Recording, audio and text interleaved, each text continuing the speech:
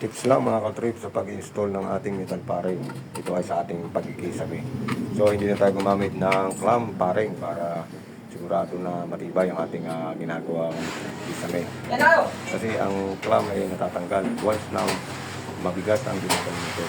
Sa pag-install ng ating metal paring, hindi natin ligado ang ating lambing sa ating paring para sigurado na maganda ang pagkakagawa natin ng ating kisame. Okay.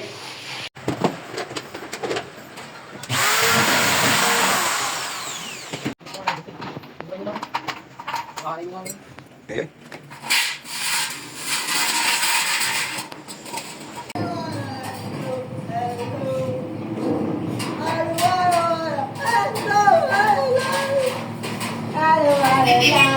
Pumasok pa nga yung isa nating tropa. Ganyan talaga yan pag nalilipasan ng gutom. Hindi pa kasi nagmumerienda.